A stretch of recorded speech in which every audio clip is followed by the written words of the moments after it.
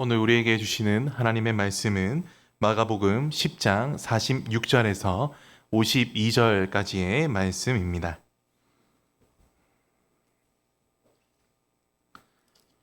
마가복음 10장 46절에서 52절까지 말씀입니다. 한 절씩 교독하고 마지막 절은 합독하시겠습니다.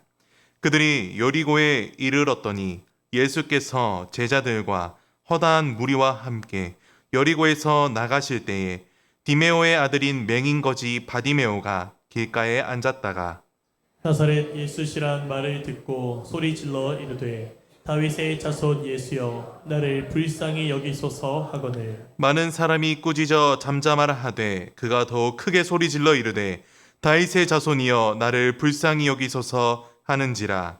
예수께서 머물러 서서 그를 부르라 하시니 그들이 그 맹인을 부르며 이르되 안심하고 일어나라 그가 너를 부르신다 하매 맹인이 겉옷을 내버리고 뛰어 일어나 예수께 나아오거늘 예수께서 말씀하여 이르시되 내게 무엇을 하여 주기를 원하느냐.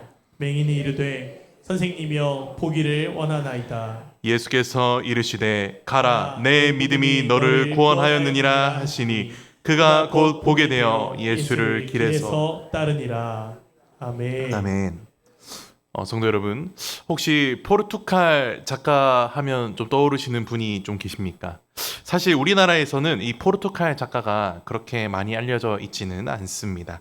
이 포르투갈의 국민 작가로 추앙받는 페르난두 페소아가 쓴 불안의 서 정도는 한 번쯤 들어보셨을지도 모르겠습니다. 제가 오늘 소개하고 싶은 사람이 바로 포르투갈 작가라서 그렇습니다.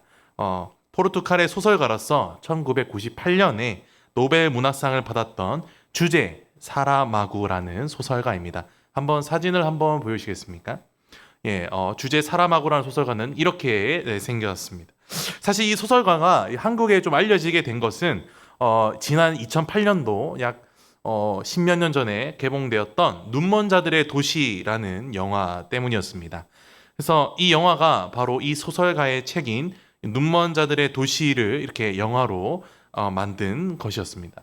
제가 이 책을 처음 읽었을 때 참 내용이 흥미로워서 성도님들에게 좀 소개를 해드릴까 합니다.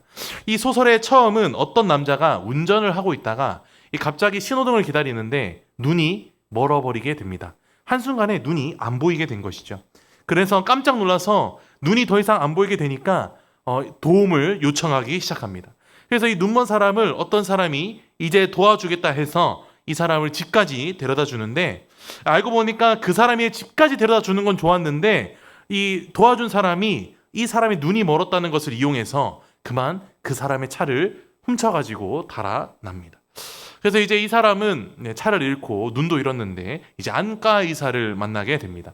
근데 이 안과 의사도 왜 그런지 또 어떤 이유에서든지 이 왜 실명이 이루어졌는지를 파악할 수가 없었습니다. 그래서 이 안과 의사는 이 사람이 왜 눈이 멀었는지 모르겠다 하면서 계속 그 원인을 찾고 있었는데, 근데 문제는 안과 병원에 여러 사람들이 있었는데 이 시간이 얼마 지나지 않아서 모든 사람들이 다 눈이 멀어버리게 된 겁니다. 그러니까 온 세상이 백색 실명을 겪게 되는 혼돈의 세상이 된 것이죠. 그런데 딱 한 사람, 안과 의사의 아내는 눈이 멀지 않았습니다. 그래서 이 소설은 그 여성의 눈으로 바라본 눈먼 자들의 도시는 어떤 도시였나를 그려내고 있습니다. 성도 여러분, 사람들이 눈이 멀게 되면 어떤 일들이 벌어졌을까요? 이 소설을 살펴보면 점점 사람들이 몰려들면서 아주 엉망진창이 됩니다. 사람들은 그곳에 각종 오물을 흘려놓고 또는 배변을 참지 못해서 이제는 화장실을 넘어서 복도에도 각종 몸에서 흘러나오는 오물들이 가득하게 됩니다. 또한 먹을 것이 부족해져서 어떤 한 집단이 악당들이 나타납니다. 그래서 이 악당들이 이 식량을 통제하면서 아주 잔인한 일을 벌이죠. 암흑 같은 상황이 됐는데도 사람들은 탐욕스럽게 그지없습니다. 그래서 그런 와중에도 권력을 독점하려는 힘센 두목과 또 그를 추종하는 사람들이 나서서 이 사람들을 지배하려고 하지요. 거기에는 살인도 일어나고 추악한 거래도 일어납니다. 그리고 성폭력 같은 끔찍한 범죄도 벌어지죠. 작가는 눈먼 자들의 도시라는 이 소설을 통해서 우리에게 본다는 것과 인간답게 산다는 것에 대한 묵직한 질문을 던집니다. 저는 이 소설을 읽으면서 인간이란 존재는 어떤 존재일까 또 고민하면서 우리가 눈을 뜨고 사는 사람들이 맞다면 우리가 정말 두 눈을 뜨고 반드시 지켜야 하는 삶의 가치는 어디에 있는 것일까라는 생각도 더불어 하게 되었습니다.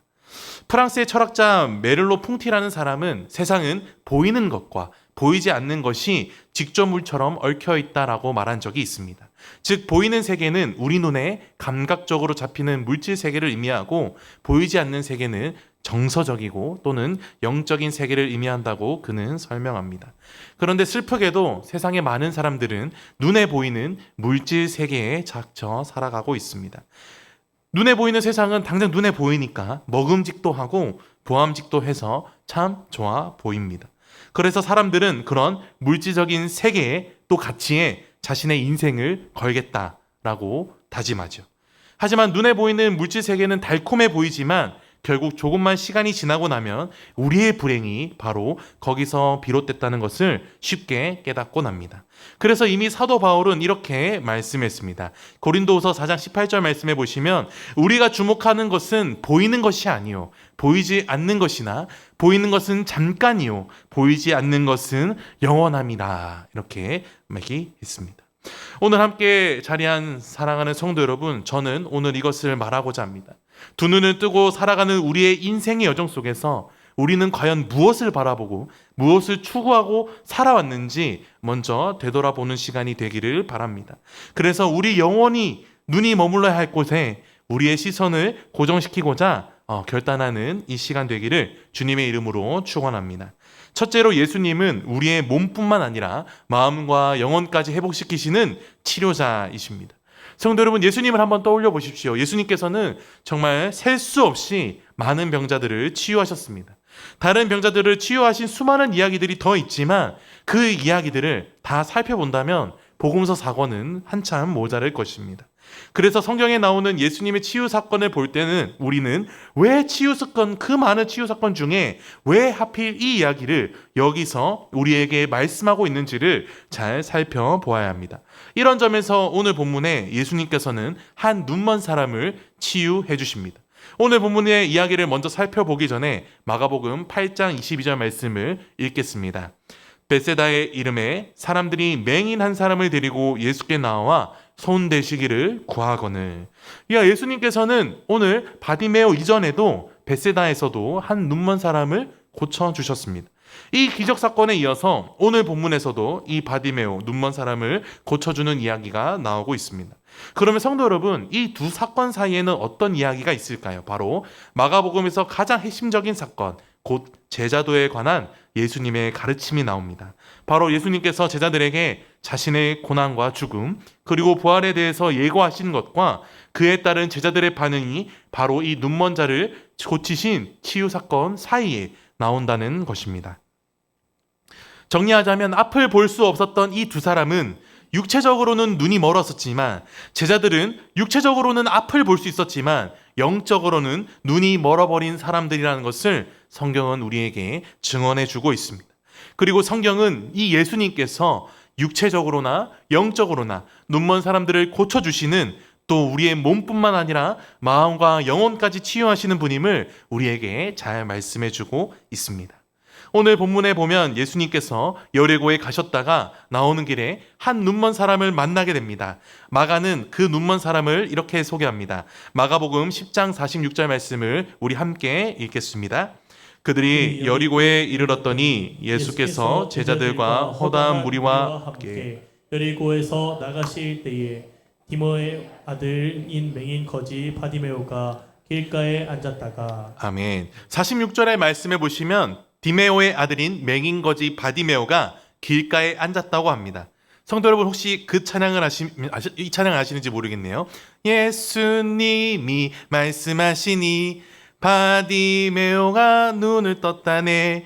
예수님 나에게도 말씀하셔서 새롭게 변화시켜 주소서. 제 기억에는 이 찬양이 저희 박성훈 전사님이 초등부 이제 금요 온가족 치유 기도할 때 찬양으로 함께 좀 불러줬던 기억이 나는데, 예수님 말씀하시니 바디메오가 눈을 떴죠. 바로 이 바디메오가 오늘 본문의 주인공입니다. 근데 안타깝게도 성도 여러분, 우리는 이 바디메오의 실제 이름을 모릅니다. 무슨 말일까요? 바디메오가 이름이 아니었습니까? 바디메오의 바는 무엇의 아들이라는 뜻입니다. 또한 당시 디메오는 흔히 쓰였던 이름이었습니다. 즉 바디메오의 이름은 그의 아버지의 이름을 통해 정체성이 드러나지만 성경에서는 그를 단지 맹인 거지로 묘사하여 사회적 위치와 장애가 그의 삶에 큰 영향을 미쳤음을 보여줍니다. 바디메오는 가난했습니다. 그리고 눈이 보이지 않는 육체적 장애가 있었고 사회적 편견으로 인해서 철저히 사람들에게 외면받는 인생을 살아가고 있었습니다.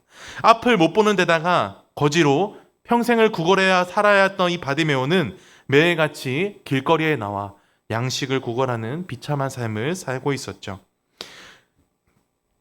우리는 두 번째로 언제나 어떤 상황에서도 예수님을 불러야 합니다. 왜냐하면 이것을 우리가 바디메오 이야기를 통해서 알 수 있기 때문입니다. 그랬던 이 바디메오가 47절에서 예수님을 만납니다.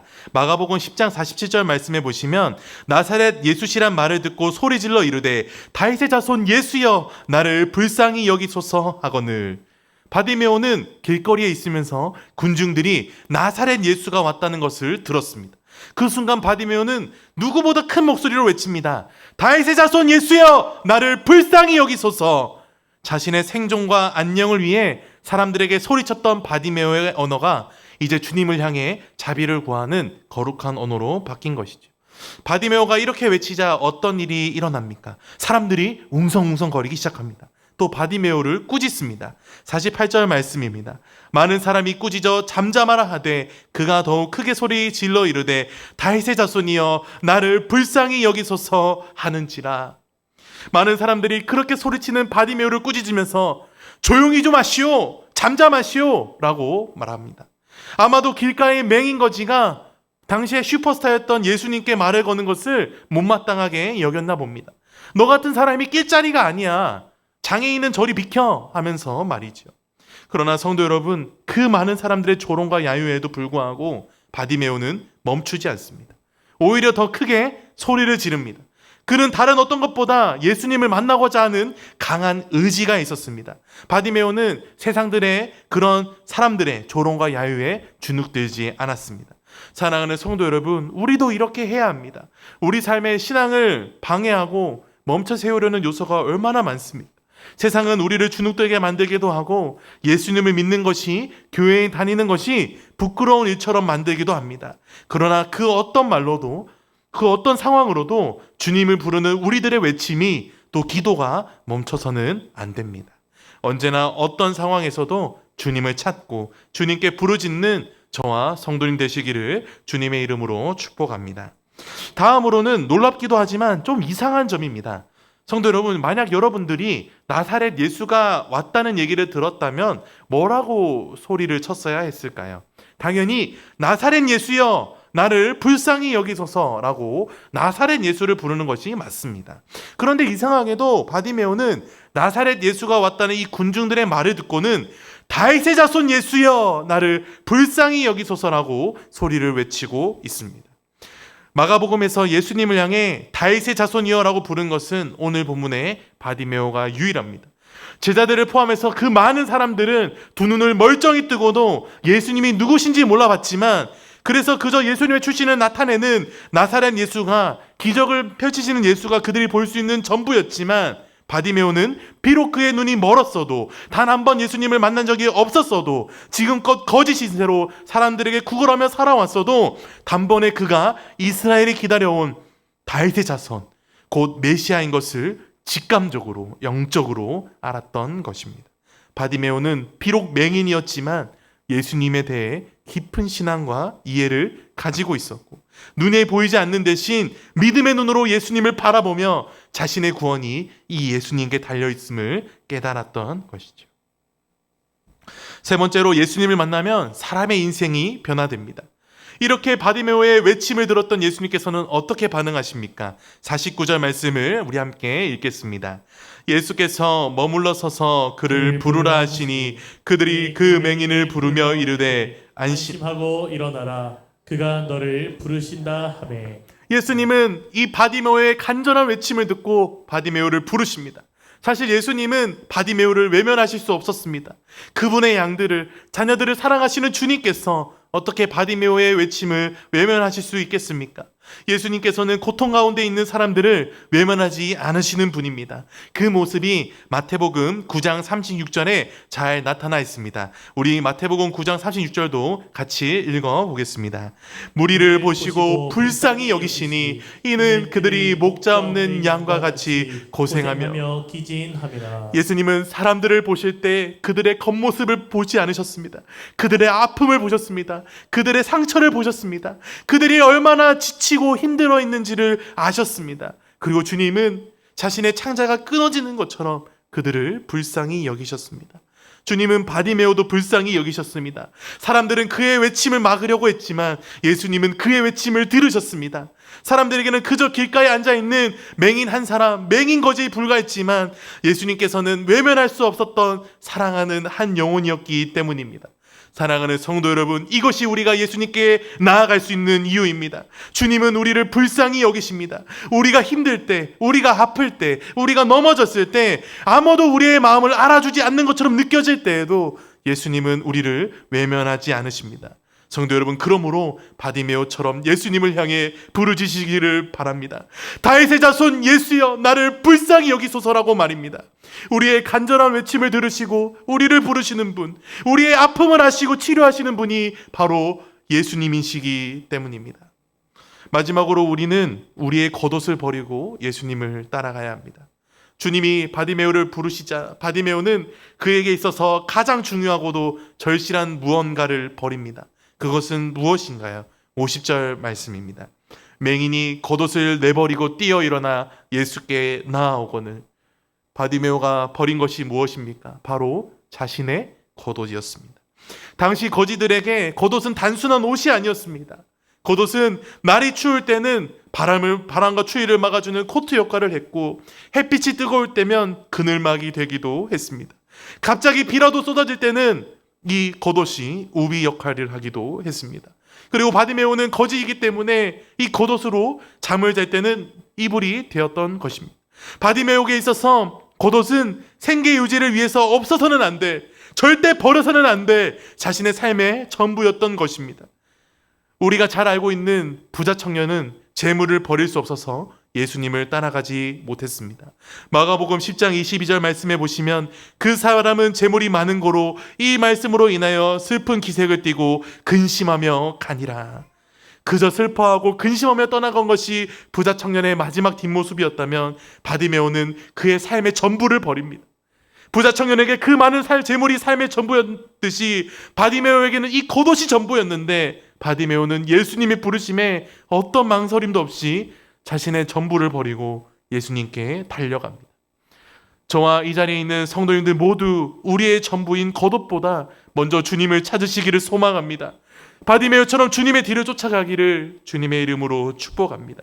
그렇게 겉옷을 내버리고 바디메오는 뛰어 일어나 예수님께 나아갑니다.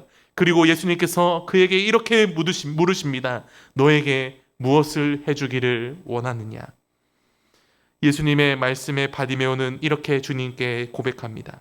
51절 말씀에 예수께서 말씀하여 이르시되 내게 무엇을 하여 주기를 원하느냐? 맹인이 이르되 선생님이여 보기를 원하나이다. 선생님이여 보기를 원하나이다. 여기서 보다라는 말은 헬라어로 아나블렙소라는 뜻입니다. 이 단어는 아나블레포에서 왔는데 위를 쳐다보다, 다시 보다라는 뜻을 가지고 있습니다. 즉 바디메오는 주님께 다윗의 자손이신 랍비이신 예수님, 제가 다시 보기를 원합니다라고 구하고 있는 것이죠.